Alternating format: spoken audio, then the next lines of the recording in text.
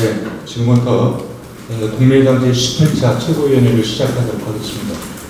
개회선언과 함께 대표님의 모두 말씀을 드리겠습니다.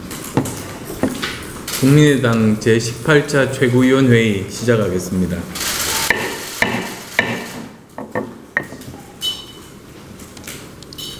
오늘 말씀드릴 내용은 두 가지 사안입니다. 우선 21대 국회 시작부터 정치가 실종되고 있습니다. 국회 법정 개원일이 하루 앞으로 다가왔지만 원구성 협상은 조금도 진전된 모습을 보이지 못하고 있습니다. 저는 지난 4월 총선 때 양당 대결 구도가 심화되면 21대 국회는 최악의 국회로 평가받는 20대 국회보다 더 나빠질 것을 우려한 바 있습니다. 진영 대결로 승부가 난 선거는 진영 논리가 그대로 옮겨가서 힘의 정치로 변질될 수밖에 없기 때문입니다. 지금 21대 국회 개회를 앞두고 여의도는 타협과 절충은 사라지고 거대 양당의 갈등과 정치력 부재만을 보여주고 있습니다. 만약 이대로 여당이 단독 개원을 강행한다면 대한민국 국회 역사의 최악의 사건으로 기록될 것입니다.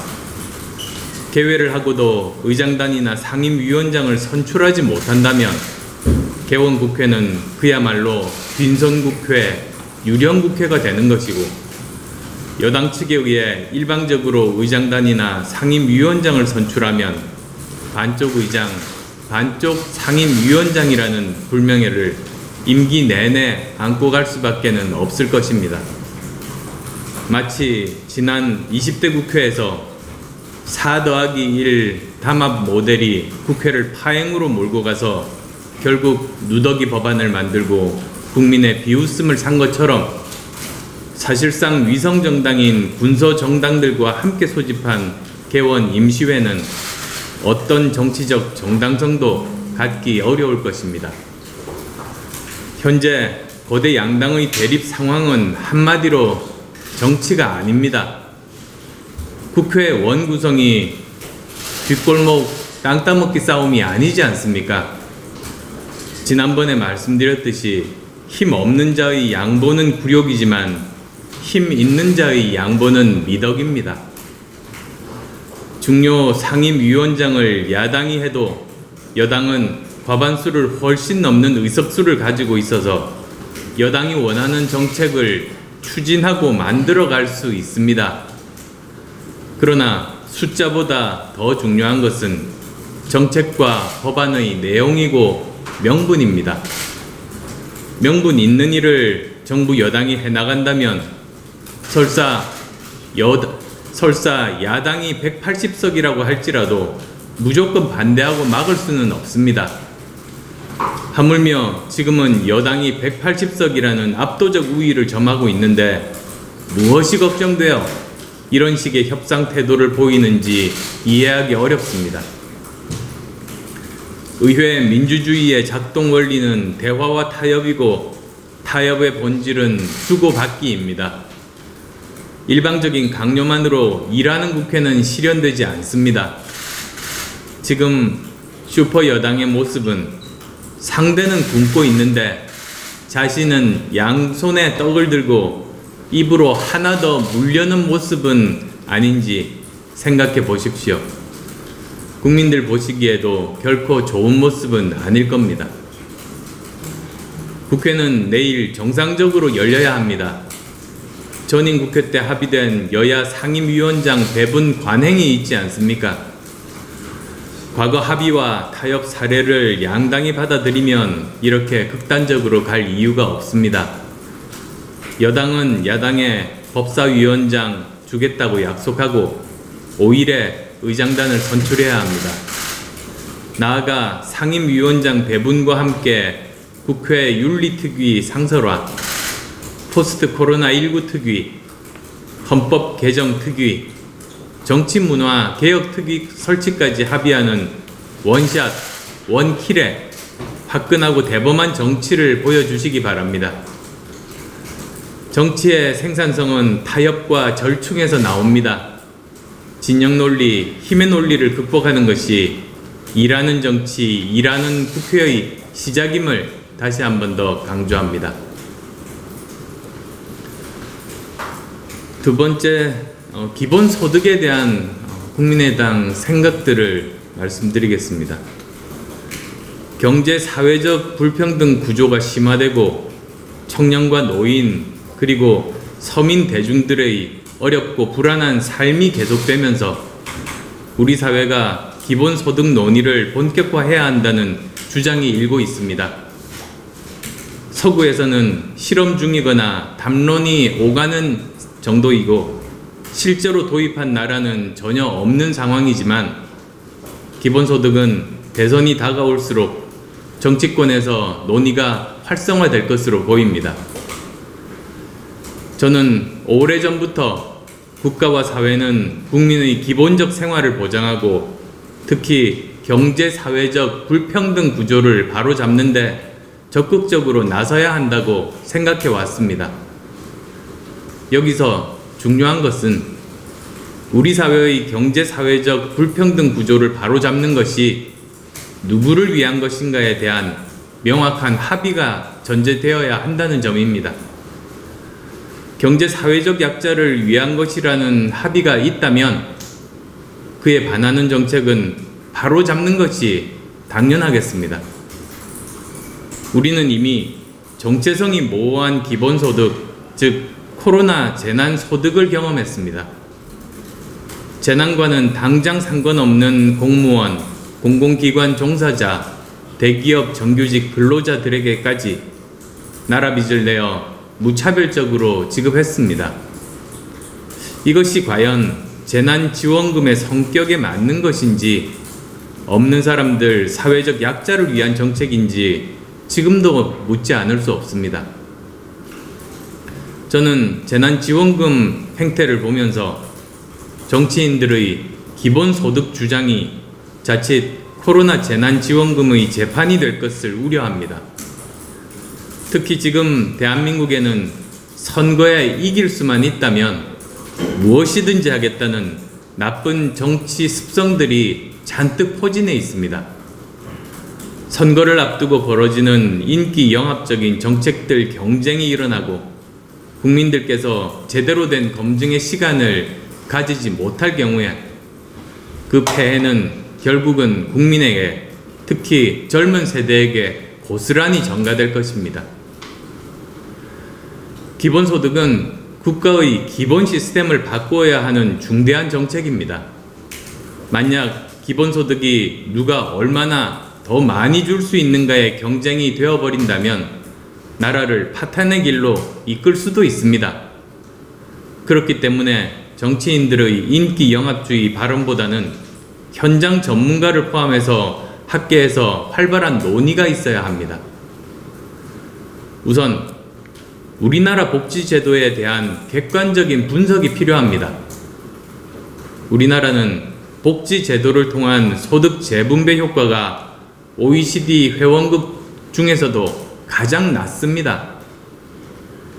국민 기초생활보장제도를 도입하였음에도 아직도 이 제도의 혜택을 받지 못하는 비수급 빈곤층이 약 93만 명에 달하고 있습니다.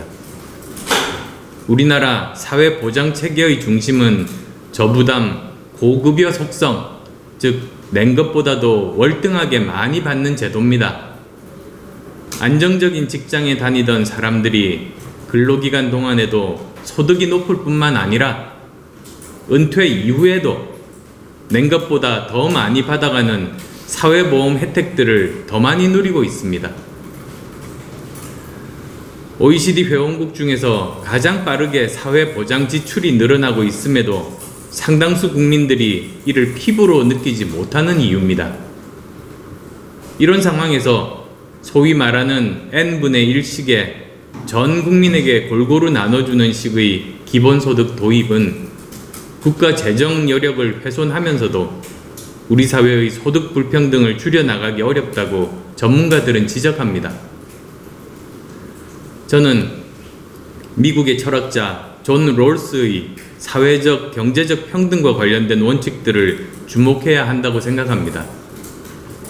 하버드 대학의 마이클 샌덜 교수는 정의란 무엇인가라는 책에서 롤스의 정의론을 이렇게 해석하고 있습니다. 롤스는 소득과 부를 똑같이 분배해야 한다고 주장하지 않습니다. 단 사회적 경제적 불평등을 인정한다면 그 이익이 사회 구성원 가운데 가장 어려운 사람들에게 돌아가야 한다고 주장할 것이다 라고 말합니다. 우리 사회에 만연한 대기업과 중소기업, 정규직과 비정규직 사이의 큰 임금 격차와 같은 문제에 대해서도 언급하고 있습니다. 임금 격차가 공정한가에 대한 질문에 대해서 롤스라면 사회의 조세제도와 재분배 체계가 어려운 사람에게 이익이 돌아가도록 되어 있는가에 달렸다 라고 답할 것이라고 정리하고 있습니다. 저는 역대 정권들이 포용적 성장과 포용적 복지를 외쳤지만 우리 사회의 소득 양극화가 날로 심화되는 현실에서 롤스의 정의론 개념이 우리 사회가 안고 있는 불평등 문제들을 해결할 수 있는 효과적인 나침반이 될 수 있다고 생각합니다. 국민의당은 사회 불평등이 존재할 때 정부의 가용 복지 자원이 어려운 계층에게 우선 배분되어야 한다는 롤스의 정의론 개념에 입각하여 한국형 기본소득, 즉 K기본소득 도입 방안을 집중 검토해 나가자 합니다. 청년층에게는 복지 욕구별로 차등 지급하되 조금이라도 일을 할 경우에는 국가가 제공하는 소득 외에도 일을 해서 버는 추가소득을 인정해주고 저소득 근로계층에 대해서는 획기적인 근로장려 세제 확대를 통해 근로한 만큼 소득을 더 많이 가져가게 해주고 노인 세대의 경우에는 노후 준비 수준에 따라 또 복지 욕구에 따라 그 수요를 충족시켜 줄 수 있는 방향으로 전 생애 주기의 한국형 복지 모델을 설계하려고 합니다. 국민들이 편히 쉴 수 있는 물질적, 정신적인 안식처를 제공한다는 전제하에 전 국민이 기본적인 생활을 영위할 수 있도록 보장하고 개인의 노력 여하에 따라 그 이상의 생활이 가능할 수 있도록 복지 욕구별, 경제 상황별 맞춤형 복지 제도로서의 한국형 기본소득 제도를 고민하고 모색해 나가겠습니다. 국민 대다수가 행복을 느끼면서도 미래 세대에 부끄럽지 않을 지속 가능한 한국형 복지 모형을 설계하는데 국민의당이 앞장서서 우리 사회의 지혜와 역량을 모아 나가겠습니다.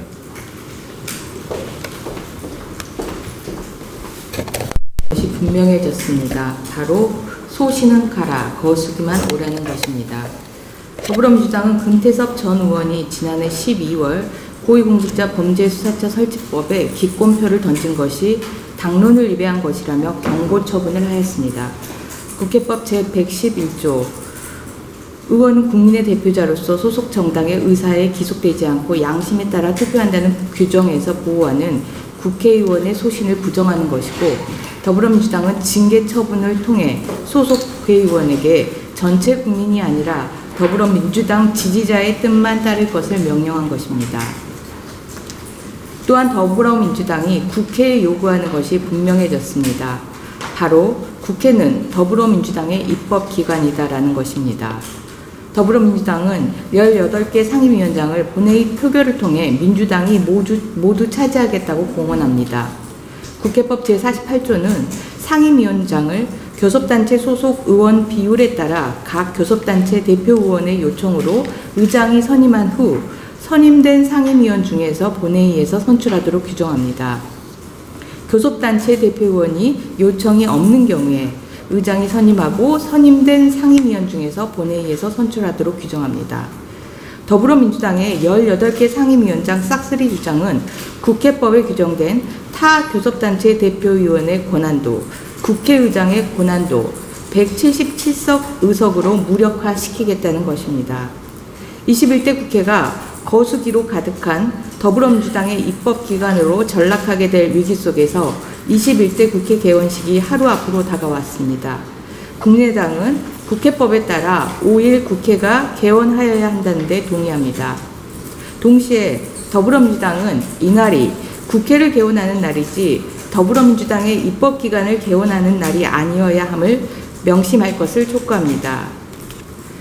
정치 권력에 부안해동하면서 공권력을 깃털처럼 취급하는 법무부 장관이 한명숙 전 총리 관련 진정사건을 인권감독관에게 배당한 후 이번 사건을 진정사건 정도로 가볍게 봐서는 안 된다라고 하였습니다. 법무부 장관이 가볍게 봐서는 안 된다고 하여야 하는 사건은 약자인 9세 아이가 의붓 어머니로부터 학대를 받아 생명이 위험하게 된 사건입니다. 법무부 장관은 정치 권력이 관련된 사건에는 중립, 객관을 유지하고 사회적 약자가 피해를 입은 사건을 적극적으로 살펴야 하는 것입니다. 9세 아이의 학대 사건으로 분노가 치솟고 있습니다. 계속되는 아동 학대 사건에 대해 국회가 대책을 마련해야 합니다. 국민의당은 21대 국회에서 아동 주치의 제도 도입으로 아동의 건강과 학대 여부에 대하여 전문가가 지속적으로 모니터링하면서 사전적으로 예방하도록 하여 아동 학대를 근절해 나가도록 하겠습니다.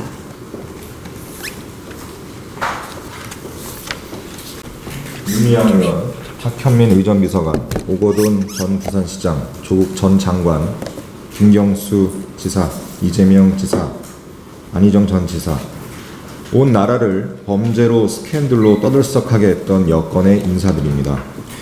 그들에 대한 국민들의 기대가 있었던 만큼 깊은 배신감과 실망을 주었습니다. 아직까지 진행 중이고 앞으로 얼마나 더 많은 국민들에게 상처와 분노를 줄지 걱정입니다. 그럼에도 불구하고 인정할 수 없는 현실은 지금 대한민국에서는 민주당이면 무조건 다 된다는 것입니다. 놀랍게도 다 용서가 된다라는 것입니다. 민주당 인사들에게만 적용되는 신의 논리, 궤변, 내로남불, 이를 위한 여론선동까지 문재인 정부와 더불어민주당의 오만불손한 태도를 보면서 어느 한 영화에서 권력자가 국민을 괴돼지 취급하는 장면이 떠오릅니다. 문재인 정부와 더불어민주당은 혹시 국민들을 그렇게 보는 것은 아닙니까? 의석수 3분의 1을 차지했다고 해서 국민의 3분의 2가 지지한 것은 절대 아닙니다. 253개의 모든 지역구가 3분의 2의 득표를 얻은 것이 아님을 기억하기 바랍니다. 국민들께서는 최선이 아닌 차악을 선택한 것입니다. 꼼수 비례위성 정당까지 포함된 177석의 의미를 더 이상 왜곡하지 마십시오. 더도 말고 덜도 말고 비정상적인 정치를 그나마 정상적으로 되돌려 놓으라는 국민들의 명령인 것입니다. 하지만 지금 민주당은 21대 국회가 시작도 하기 전에 본인들의 이익을 위해 20대 국회 파행의 모습을 다시 보여주려 하고 있습니다. 177석, 도대체 뭐가 두렵습니까? 혹시 앞으로 우리가 모르는 제2, 제3의 범죄와 스캔들이 대기 중입니까? 6월 5일 국회 개원이 비정상적으로 이루어진다면 민주주의가 수십 년 전으로 퇴행하는 비극적인 헌정사가 될 것입니다. 그것은 온전히 거대 여당의 책임임을 명심하시기 바랍니다. K방역으로 상승한 국격이 헌법을 파괴하고 의회 민주주의가 실종되는 2020년의 대한민국으로 한순간에 무너지는 가오를 범하지 않도록 민주당에 촉구합니다. 추가 경정 예산을 통해 코로나를 극복하고 경제를 살리기 위한 과감한 재정 확대, 그 취지는 공감합니다. 하지만 최근의 문재인 정부와 더불어민주당의 안하무인 태도를 보면 도저히 신뢰를 할 수가 없습니다. 국민의 한 사람으로서 불투명한 국가 미래 앞에 지금의 문재인 정부의 빚까지 내가면서 맡기고 투자하기가 꺼려집니다.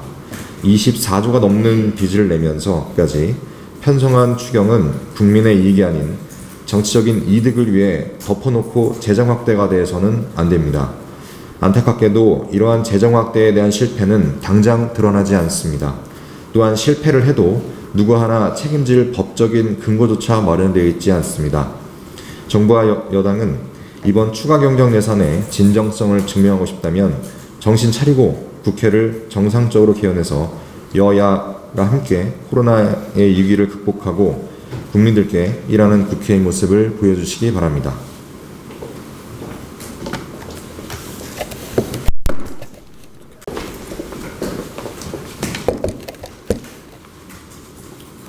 금태섭 전 의원에 대한 징계 소식을 듣고 허탈했습니다. 다른 당의 일로 지나쳐버리기에는 우리 정치에 끼치는 부정적인 영향이 너무 크고 꼭 이렇게까지 해야 하나라는 마음을 접을 수가 없어서 한마디 하겠습니다. 과거 왕조시대에 묵형이라는 것이 있었습니다. 죄인의 이마에 죄목을 목으로 그려놓고 침으로 새기는 동양판 주홍 글씨였습니다. 살아있으되 산 것이 아니라는 점에서 선비들은 사형보다 더 치욕스러운 형벌로 여겼다고 합니다. 민주당이 공천에서 탈락한 금태섭 의원에 대한 징계는 정치적 묵형입니다.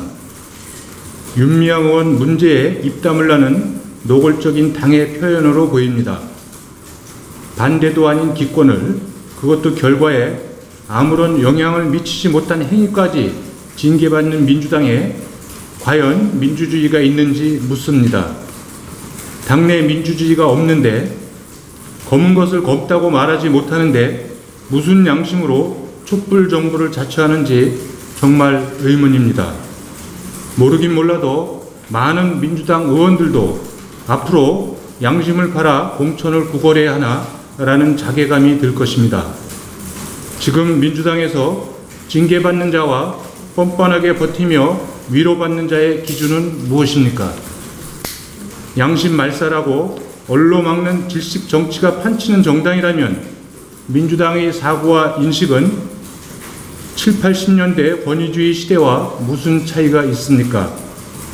국민이 준 180석의 힘을 국정 난제 해결에 써야지 야당 압박하고 내부 양심에 재갈 물리는 데 써서야 되겠습니까? 안철수 대표께서 지적했듯이 지금 민주당이 할 일은 양심적 의원을 징계하는 것이 아니라 윤리특위를 윤리로 상설하고 국민적 지탄을 받는 문제 의원들을 윤리에 스스로 제소하고 징계를 요청하는 것입니다. 안철수 대표께서 말씀하신 롤스의 정의론에 입각한 한국형 기본소득제도 모델에 공감합니다. 복지는 예산 규모와 세수 확보가 제일 중요하지만 우리 사회가 추구하고 합의하는 복지 관련 공동체의 가치도 매우 중요합니다. 적자 국채 발행으로 복지 문제를 해결할 수 없기에 복지는 정의로운 분배가 가능한 조세제도 그리고 증세와 필연적으로 연관될 수밖에 없습니다. 이를 위해서는 사회 구성원들 간의 연대와 신뢰가 매우 중요합니다. 그것은 성장과 분배의 틀을 넘는 함께 살자는 연대의식입니다. 이런 연대의식이 있어야 모두가 순순히 지갑을 열고 증세에 동의할 수 있습니다. 그리고 함께 살자는 연대의식은 사회적 신뢰에서 출발할 수 있습니다. 사회적 신뢰는 정의와 공정에서 형성됩니다. 반칙과 특권이 판을 치고 기득권 세력들의 담합은 더욱 공고해지는데 어렵고 소외된 사람들과 함께 살자는 사회연대가 제대로 되겠습니까?